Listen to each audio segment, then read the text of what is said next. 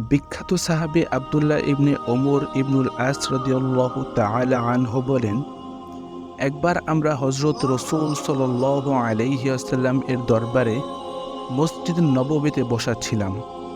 হযরত রাসূল সাল্লাল্লাহু আলাইহি ওয়াসাল্লাম ইরশাদ করলেন, এখন যে ব্যক্তি এদিক থেকে মসজিদে প্রবেশ করবে সে বেহেশতি। আমরা সকলেই অপলক সেদিকে তাকিয়ে রইলাম। দেখলাম কিছুক্ষণ পরেই এক ব্যক্তি সেদিক থেকে মসজিদে প্রবেশ করলেন। তার মুখ থেকে অজুর পানি ফোঁটায় ফোঁটায় ঝরে পড়ছিল। বাম হাতে করে জুতা বহন করে ধীর পদে মসজিদে প্রবেশ করছেন। তাকে দেখে আমাদের মনে তার প্রতি দারুণ ঈর্ষা হলো। আমরা ভাবতে লাগলাম, একেই রাসূল সাল্লাল্লাহু আলাইহি ওয়াসাল্লাম বেহেশতি বলে সুসংবাদ দিলেন। হযরত আব্দুল্লাহ ইবনে ওমর ইবনুল আস রাদিয়াল্লাহু তাআলা আনহু বলেন, মজলিস সমাপ্ত হওয়ার পর আমার মনে একটি কৌতূহল সৃষ্টি হলো। লোকটির কাছে গিয়ে আমি তাকে দেখব, আমি খোঁজ নিব তিনি এমন কি আমল করেন যার কারণে হযরত রাসূল সাল্লাল্লাহু আলাইহি ওয়াসাল্লাম তাকে বেহেশতি বলে সুসংবাদ দিলেন। নামাজ শেষ করার পর ঘরে ফেরার পথে আমি তার পিছু নিলাম। পথে আমি তাকে বললাম, আমি 2-3 দিন আপনার ঘরে কাটাতে চাই। তিনি আমাকে অনুমতি দিলেন।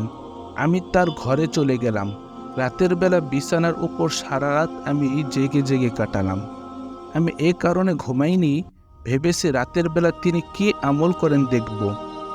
কিন্তু তাকে রাতের বেলা কোনো আমল করতে দেখলাম না। সারা রাত বিছানায় পড়ে ঘুমালেন, তাহাজ্জুদও পড়লেন না। ফজরের সময় উঠে ফজরের নামাজ পড়লেন। তারপর আমি পুরা দিনটি তার সাথে কাটালাম।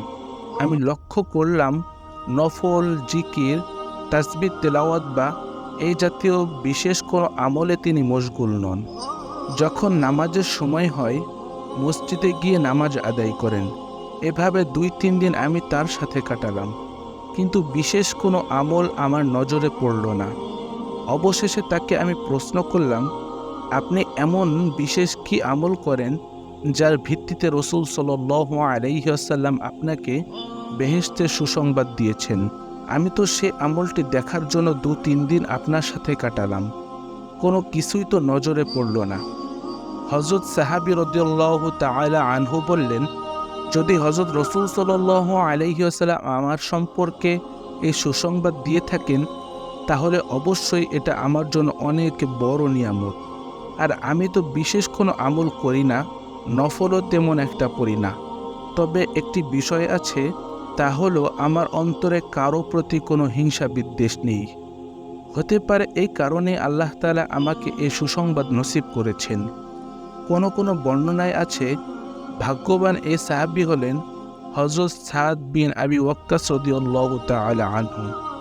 অবশ্য হযরত সাদ রাদিয়াল্লাহু তাআলা আনহু আশারায়ে মুবাশশারও একজন।